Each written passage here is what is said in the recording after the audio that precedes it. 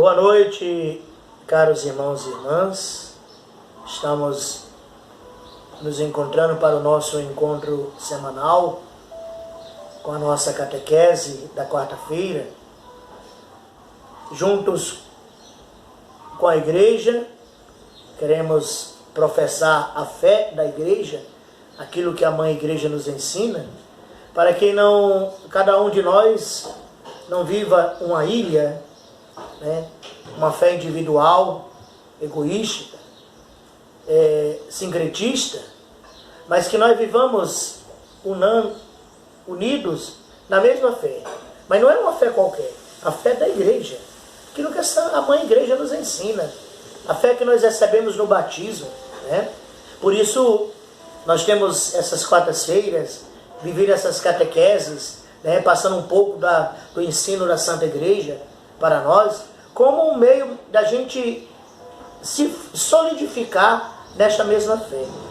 Hoje damos continuidade à nossa catequese sobre a missa do Papa Francisco e continuando o que nós vimos semana passada, nós damos continuidade hoje com a oração eucarística, o sacrifício gratuito de Cristo. Essa catequese de hoje foi proferida pelo Papa Francisco na audiência geral do dia 7 de março de 2018. Então, vai dizer o Papa: continuemos as catequeses sobre a Santa Missa e com esta catequese reflitamos sobre a oração eucarística. Quando se conclui o rito da apresentação do pão e do vinho, tem início a oração eucarística, que qualifica a celebração da missa e constitui o seu momento central, que leva à Sagrada Comunhão. Corresponde a quanto o próprio Jesus fez à mesa com os apóstolos na última ceia, quando deu graças sobre o pão e depois sobre o cálice de vinho. Aí nós temos as várias citações bíblicas de Mateus 26, 27, Marcos 14, 23, Lucas 22, 17 e 19, 1 Coríntios, capítulo 11, versículo 24. A sua ação de graças revive em cada nossa Eucaristia, associando-nos ao seu sacrifício de salvação. Nessa oração solene, a oração eucarística é solene. A igreja exprime o que ela cumpre quando celebra a Eucaristia e o motivo pelo qual a celebra. Ou seja, fazer comunhão com Cristo realmente presente no pão e no vinho consagrados. Depois de convidado o povo a elevar os corações ao Senhor e dar-lhes graças, o sacerdote pronuncia a oração em voz alta, em nome de todos os presentes, dirigindo-se ao Pai por meio de Jesus Cristo no Espírito Santo. O significado desta oração é que toda a Assembleia dos Fiéis se une com Cristo para magnificar as grandes obras de Deus e para oferecer do sacrifício. Instrução Geral do Missal Romano, número 78. E para nos unir, devemos compreender. Por isso, a igreja quis celebrar a missa na língua que as pessoas entendem. O Concílio Vaticano II trouxe esta novidade para nós. Antes, celebrava-se a Santa Missa no latim, toda a celebração era no latim, e o Concílio Vaticano II veio possibilitar a celebração na língua vernácula, ou seja, na língua que as pessoas entendem, a fim de que cada um possa unir-se a este louvor e a esta grande oração juntamente com o sacerdote. Não rezar junto com o sacerdote, entender, compreender. Na verdade, o sacrifício de Cristo e o sacrifício da Eucaristia são um único sacrifício, diz o Catecismo da Igreja Católica, no número 1367. No missal romano, há várias fórmulas de oração eucarística, todas constituídas por elementos característicos que gostaria de recordar agora.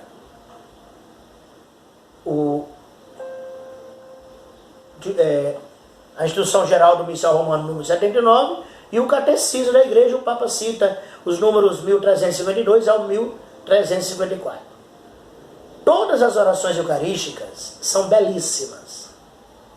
Antes de tudo, há um prefácio, que é uma ação de graças pelos dons de Deus, em particular, pelo envio do seu Filho como Salvador. O prefácio conclui-se com a aclamação do santo, normalmente cantada. É bom cantar o santo. Santo, santo, santo é o Senhor. É bom cantá-lo. Toda a Assembleia une a própria voz àquele dos anjos e dos santos para louvar e glorificar a Deus. Aqui quando o Papa fala de cantar o santo, eu me recordo quando estava no meu processo de formação no seminário, meu professor de liturgia eucarística, ele lembrava isso para a gente, né? A questão do canto do santo. Ele dizia que 3 cantos são obrigatórios dentro da Santa Missa. Os outros, se não tiver, pode passar sem eles. Mas esses 3 que eu vou dizer aqui nunca pode faltar. E são justamente os 3 que geralmente se tira, né? Então, o primeiro é a aclamação evangélica, o aleluia. Com exceção da quaresma, o aleluia na aclamação evangélica sempre tem que existir. Nunca pode faltar o aleluia na aclamação evangélica. Segundo, o santo. Nunca se pode recitar. Ainda que no missal tem cantar ou rezar. Mas geralmente o certo é cantar o santo.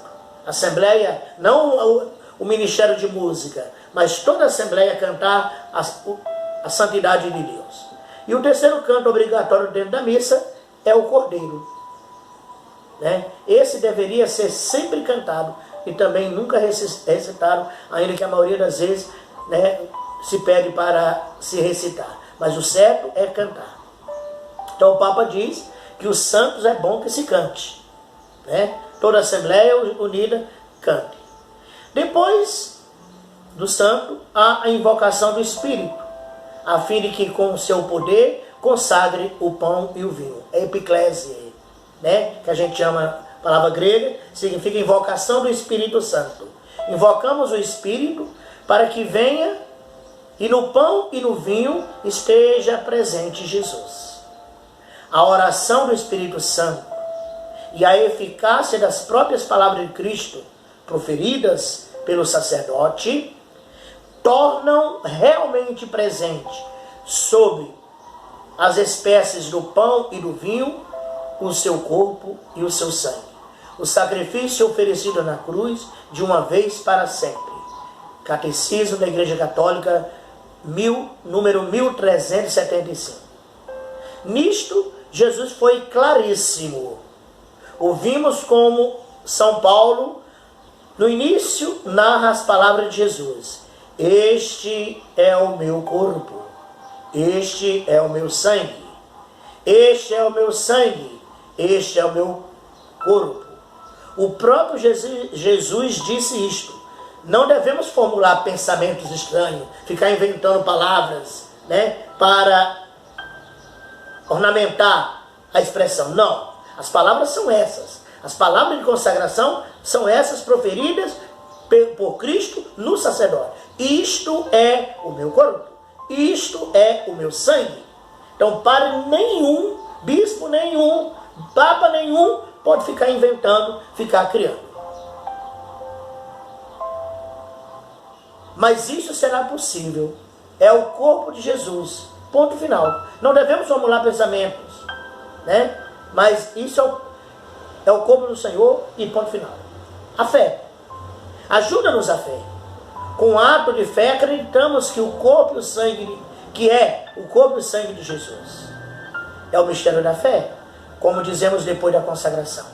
O sacerdote diz, mistério da fé. E a Assembleia responde com aclamação, celebrando o memorial da morte e ressurreição do Senhor, na expectativa de sua vida gloriosa. A igreja oferece ao Pai o sacrifício que reconcilia céu e terra. Oferece o sacrifício pascal de Cristo, oferecendo-se com Ele e pedindo em virtude do Espírito Santo para se tornar em Cristo um só corpo e um só Espírito. Oração Eucarística terceira. A igreja deseja unir-nos a Cristo, tornar-se com o Senhor um só corpo e um só Espírito. É esta a graça e o fruto da comunhão sacramental. Nutrimos-nos do corpo de Cristo para nos tornarmos nós que comemos o seu corpo vivo hoje no mundo. Este é o mistério da comunhão. A igreja une-se à oferta de Cristo e à sua intercessão, e nesta luz, nas catacumbas, a igreja muitas vezes é representada como uma mulher em oração, de braços largamente abertos em atitude orante. Como Cristo, que estendeu os braços na cruz. Assim, por Ele, com Ele e nele, a igreja se oferece e intercede por todos os homens. A igreja que ora, a igreja orante. É bom pensar que a igreja ora, reza. Há um trecho no livro dos Atos Apóstolos, quando Pedro estava no cárcere, no qual a comunidade cristã diz, orava incessantemente por ele. A igreja que ora, a igreja orante. E quando vamos à missa, é para fazer isso. Fazer igreja orante. Nós não vamos lá para um encontro de bate-papo. Nós vamos para nos encontrar com a igreja orante. Uma igreja que ora. Uma igreja que estende seus braços em direção ao Cristo. A oração eucarística pede a Deus que receba todos os seus filhos na perfeição do amor, em união com o Papa e o Bispo, mencionados pelo nome, sinal de que celebramos em comunhão com a Igreja Universal, a Igreja Católica, e com a Igreja Particular, a Diocese. A súplica, como oferenda, é apresentada a Deus por todos os membros da Igreja, vivos e defuntos, na perspectiva da bem-aventurada esperança de partilhar a herança eterna no céu com a Virgem Maria. Isso está no Catecismo da Igreja, nos números 1369 a 1371. Ninguém nem nada fica esquecido na oração eucarística, mas cada coisa é reconduzida a Deus, como recorda a doxologia que encerra a oração eucarística.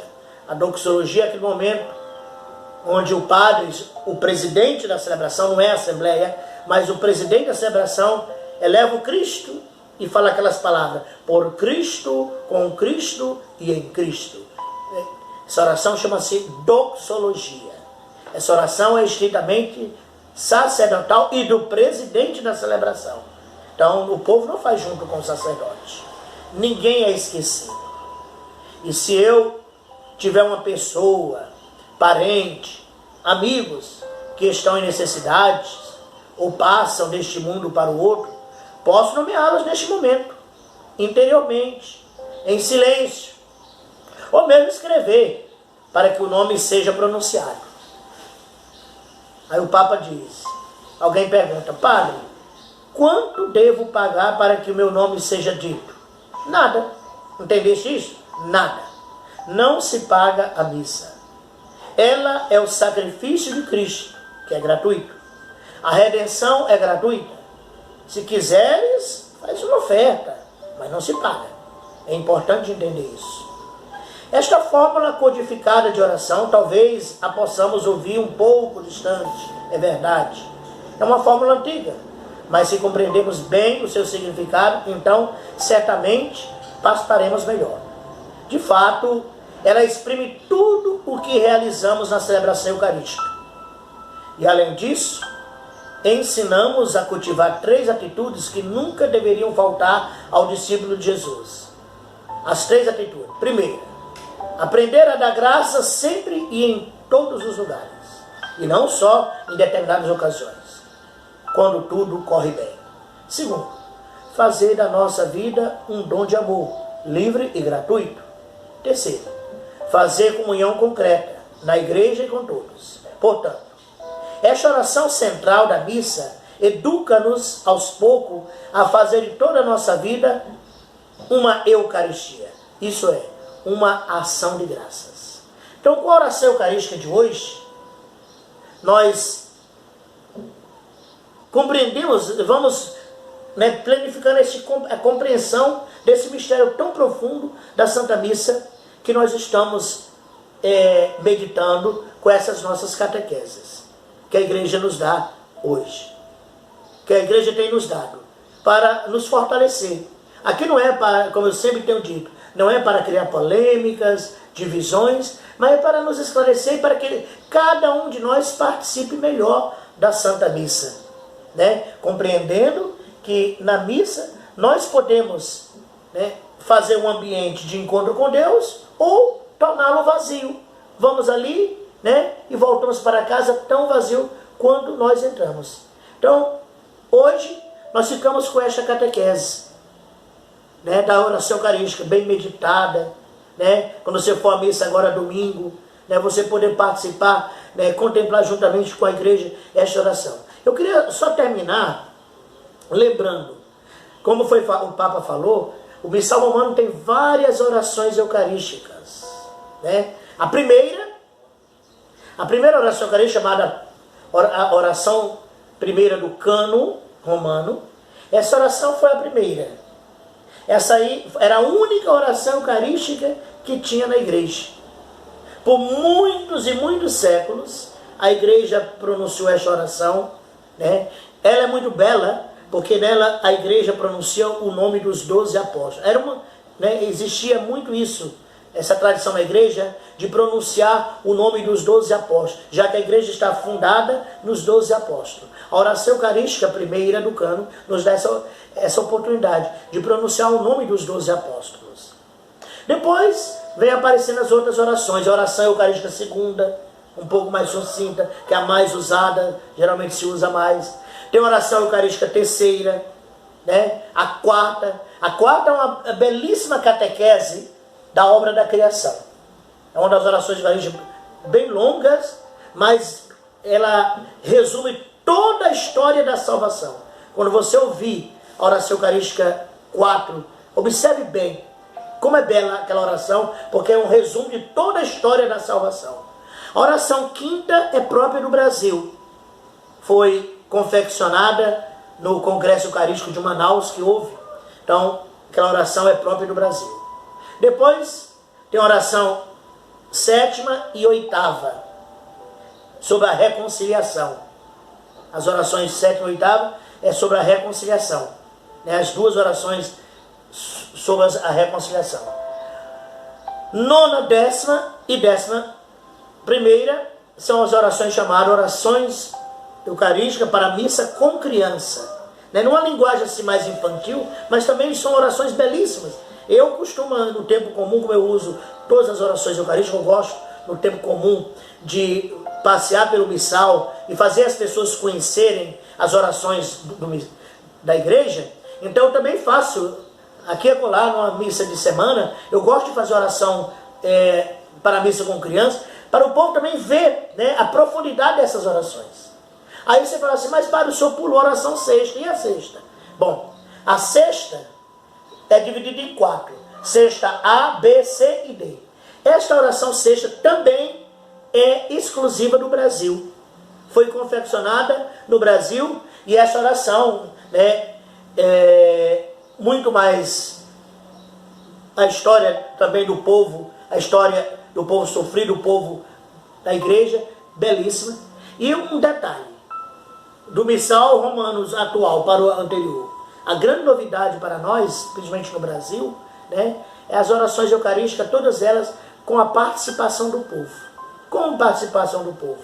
As respostas foi colocado resposta para o povo responder, intercalar com o presidente da celebração, né? Porque tinha-se aqui, devido à praga da teologia da libertação, tinha uma mania de uns padres colocar o povo para fazer oração, parte da oração eucarística com ele, né? O jeito do povo participar, não, o povo não participa desse jeito, né? Então aí se incrementou a resposta. Então o povo tem que se limitar à resposta, porque a oração do sacerdote é exclusivamente do sacerdote. Então, queridos irmãos, com isso eu termino a catequese hoje com vocês. Espero encontrá-los na próxima semana, para a gente dar continuidade com a oração do Pai Nosso, o rito da comunhão, né? E eu agradeço a vocês. Obrigado pelas orações, continue rezando por mim, né? Para que eu continue me recuperando e esteja firme aí para a obra. Deus abençoe você. Em nome do Pai, do Filho e do Espírito Santo. Amém.